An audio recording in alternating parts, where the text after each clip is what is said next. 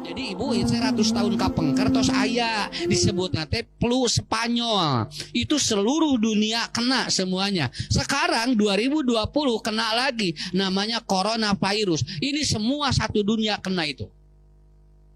Dan bapak-bapak ibu-ibu, mau ini dibikin atau tidak, tetap bagian daripada skenario Allah. Kenapa? Engke 100 tahun kapayun bakal aya di kejadian nang duka flu naon engke mah. Kira-kira bapak-bapak ibu-ibu kealaman moal 100 tahun kapayun. Moal. Nah usah sina siga anu siga nu ngarama moal. Tinggal ngetang we umur urang ayeuna. Kalau bapak sekarang usia 50 ataupun 40 ya Bu ya, tambah 100 tahun berarti sabaraha? 140, 150. Kira-kira aya keneh moal di dunya? Moal Bu, ayeuna mah tong boro-boro 100 tahun.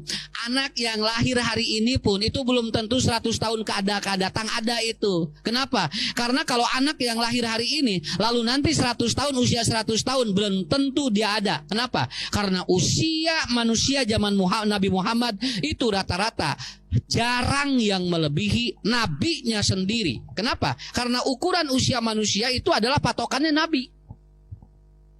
Rasulullah seberapa tahun? 63. Berarti lamun aya nu yiswa langkung 33, ta eta alhamdulillah sakitu mah. Naon sababna? Sabab nabina we 33.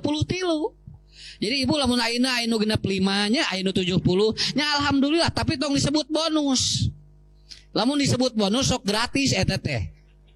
Ya, bukan bonus, Allah nyaah bahasanya. Dan ini 100 tahun ke depan Bu akan ada kejadian lagi. Sekarang bertambah, orang selain harus pakai masker, itu harus cuci tangan, harus jaga jarak. Saya tidak tahu 100 tahun ke depan kalau terjadi pandemi lagi, sebagaimana yang dalam hadis dikatakan per 100 tahun, mungkin nanti bukan saja itu Bu yang jadi syarat itu. Mungkin akan banyak syarat-syarat yang luar biasa. Data yang terakhir, ciri orang yang kena corona, 1 sakit kepala, 2 penglihatan ataupun kuning Pak, kemudian sering kebingungan, yang keempat kulitnya ruam. Itu ciri corona yang terbaru.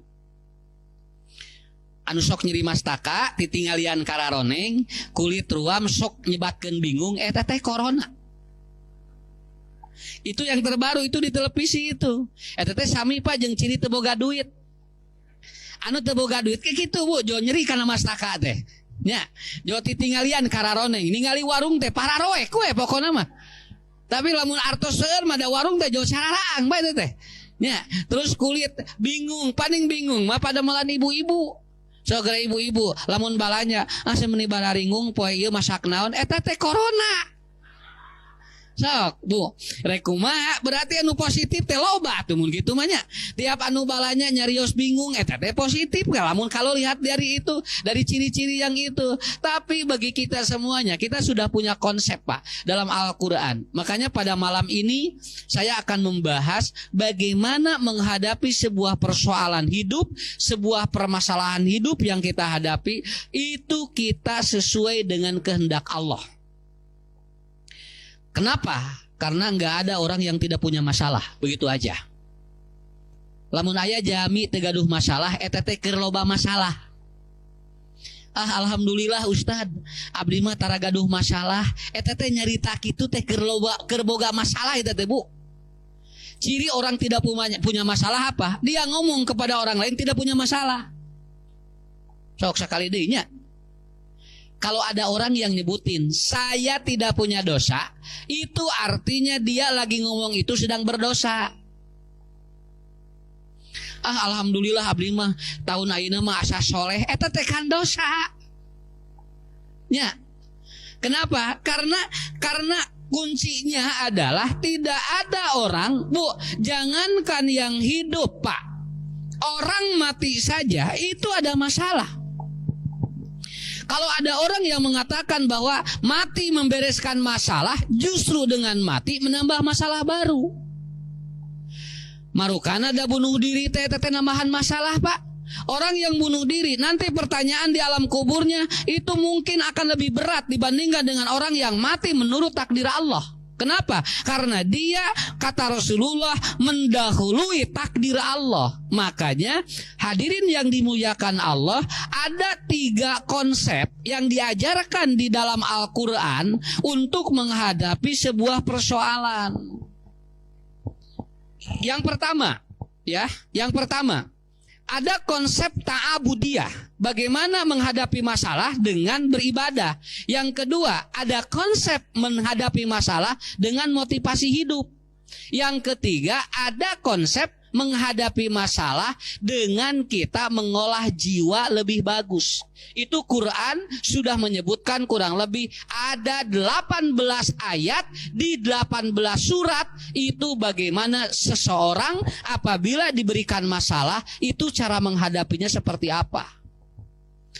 Tinggal punya ya kieu Pak.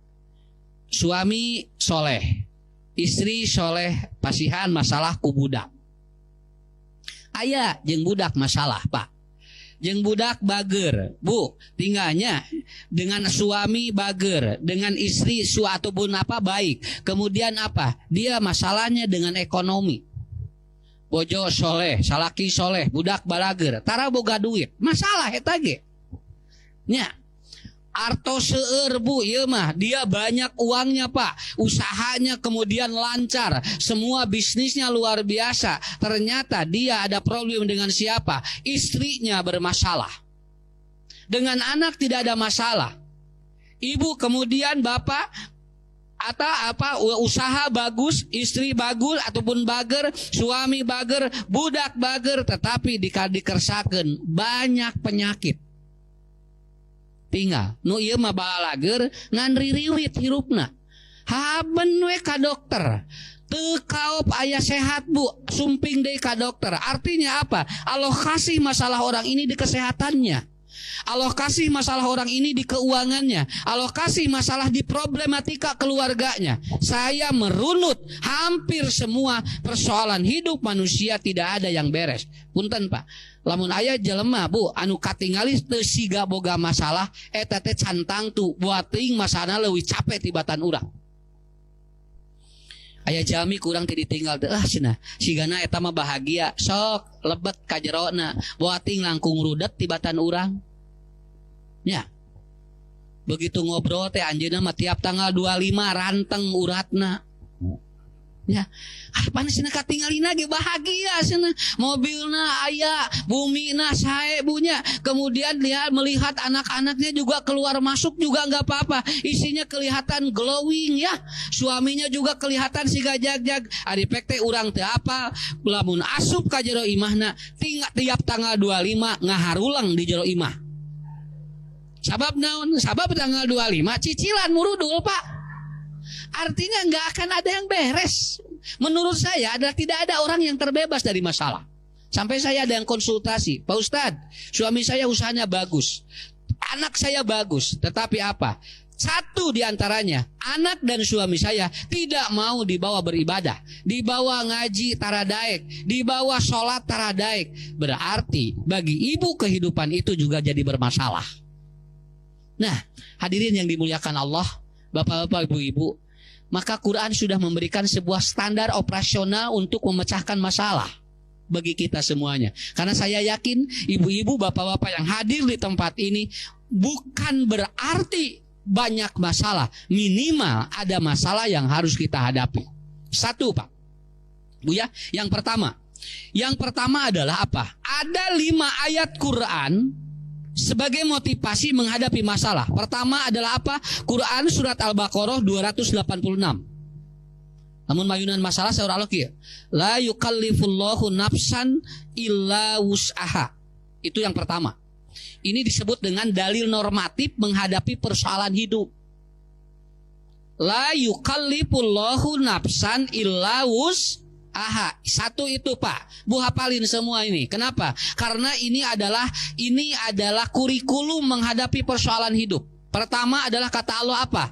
Allah tidak membebani seseorang kecuali Allah tahu bahwa orang ini sanggup.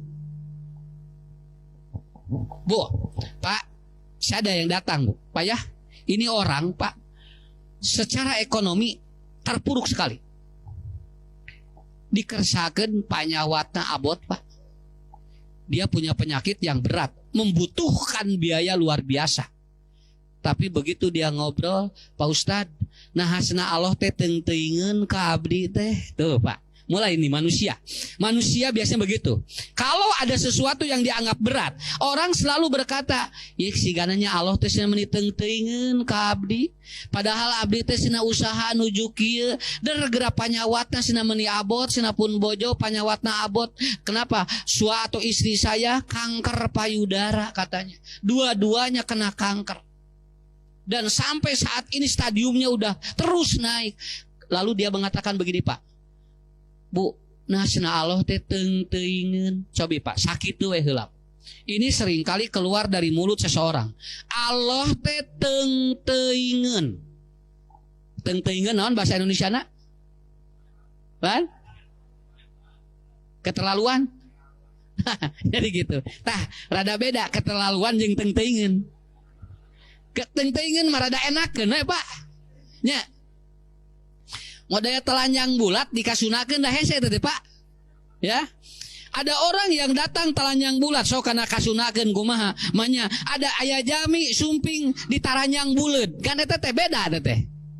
Kenapa? Karena manusia seringkali terlontar muncul sebuah persoalan dalam pikirannya. Apa? Pikiran orang ini dobrak-abrik. Di saat suaminya juga usahanya terpuruk, kemudian istrinya sakit, lalu dia berbicara di depan atau di depan orang. Kalau orang berbicara di depan orang, itu sama Pak berbicara di depan malaikat. Itu sama berbicara di depan Allah. Matak ibu lamun ngobrol jeung saha wae Pak, eta teh diaminkeun ku malaikat. Eta teh matak mun ngobrol teh cing positif, yu aminunal malaikat. Malaikat teh ngaminkeun ka urang. Ah semeuni kieu wae cenah hirup teh asa teu maju-maju, cik malaikat teh amin. Da teu maju-maju cicing we Pak. Ya. Bu, Pak, jangankan kita berbicara antar manusia yang hidup. Kata Rasulullah, orang berbicara dengan orang yang di depan atau di pinggir orang meninggal saja. Itu kata Nabi jangan ngobrol ya atau jangan ngomong yang negatif. Apabila ada mayit, kemudian dia itu sedang dimandikan atau sedang dikapani, kemudian atau mau dikuburkan dan disolati, kata Nabi, ketika Anda